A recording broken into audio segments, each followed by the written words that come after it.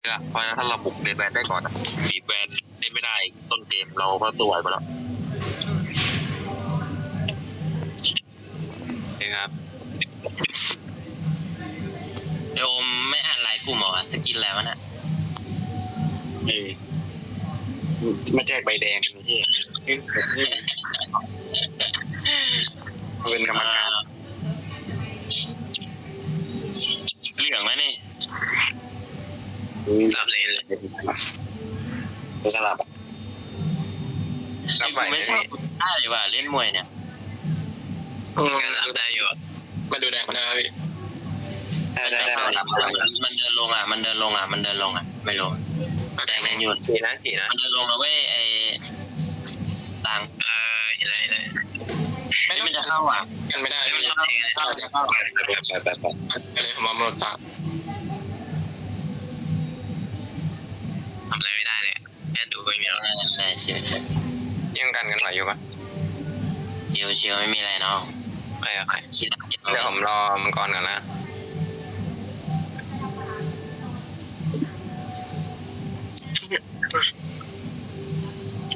มันจะเล่นเลยไม่กล้าไม่หรอก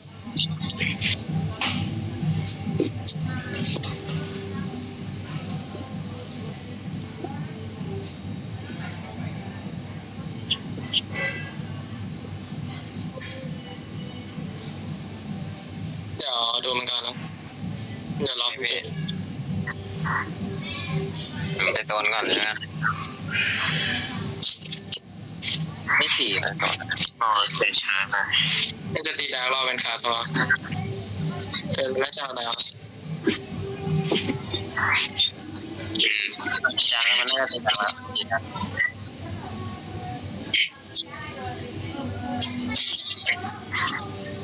รับไหวใช่ป่ะพี่ข้างล่าง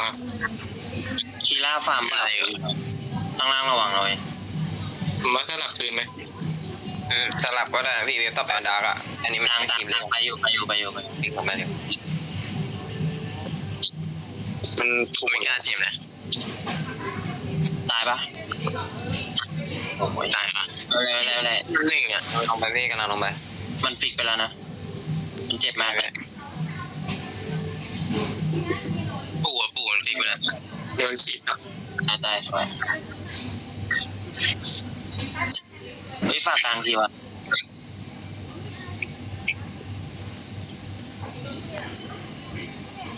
มันล่นแล้วไม่ได้ต้องระบบ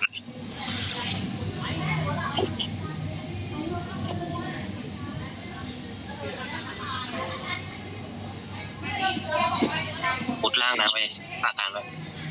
ต้องสลับปืนนะพี่เรารับไปได้สลับกลางนะครับมันไงบอยมันลงนะครับพี่ล้นหน่อยบอยมันลงนะครับไม่บอยเลยถูกโอ้ยกูจะถ่ายมันก็ถ่ายกูคืนนี้อ่ะ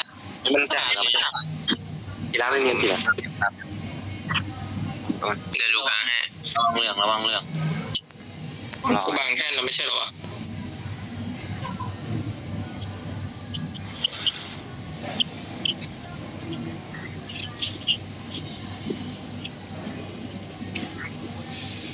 ยังอยู่ล่างอย่างเลยแกบน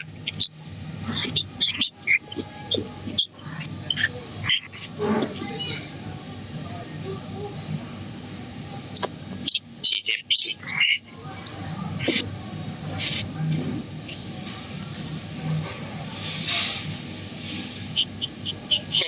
กลางเหรอพี่มีสกิลนี้ปะแบบกีฬาอยู่ไหนอะพี่เห็นเนาะฉี่หายไหมเฮ้ยกีฬาบนโอเคผมเอาล่าง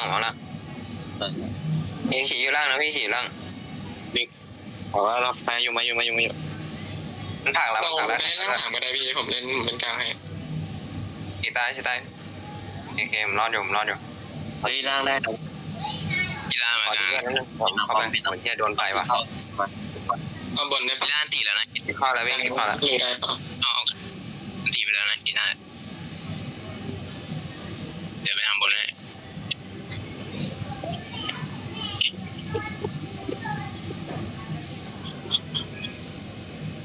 มานะเว้ยถ่ายกันนะ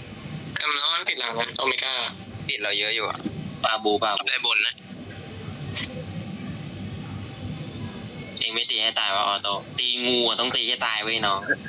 พี่ตีเอาตะแตกไงจะได้วิ่งไว เองกล้าเลี้ยงงูเห่าหางดิ่งไว้หรอแหวงกัด ๆแหวนกันบูมเป็นลงไปละเป็นไง เฮ้ยกดเตะพาสซีฟไม่ติด โอ้บนโอ้ยยังห่างเข้านะไม่มีหลังอยู่กลางตัวเลยพี่ ลองฉีกสิครับตัวอะไร ไอ้มูดแดงอ่ะแต่มาเล่นบนนะพี่บนเองเลยต้องการอ่ะ ไม่ทัน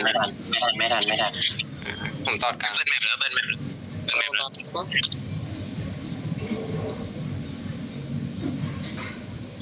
ริชาร์ดครับอะไรพี่เอาเลยพี่ใช้ได้ไหม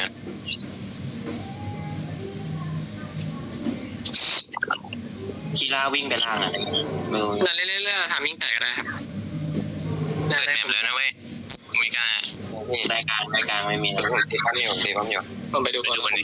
ไปเอาบนต่อเลยนะพี่ มาดูกลางหน่อยกลางก็มีเอ้ยมันมากลางเยอะเอาบนเลยก็ได้ รอเล่นบนอยู่ลองฟีผ่านนะย่ามาผมต้องเอาคีบอ่ะพี่ถ้ามันจะโปรคีบอ่ะเรียบร้อยแล้วครับ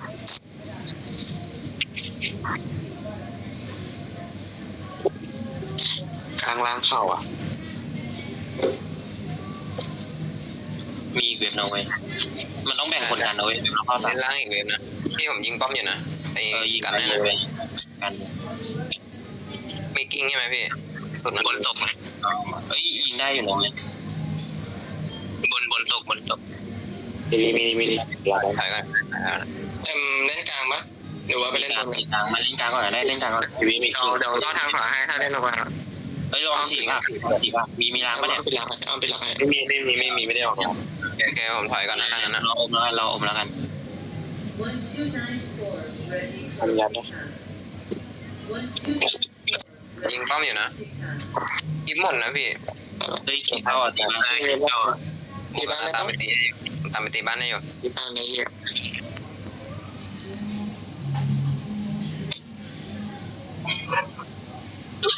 สามารถครับเก่งมากเพอร์เฟก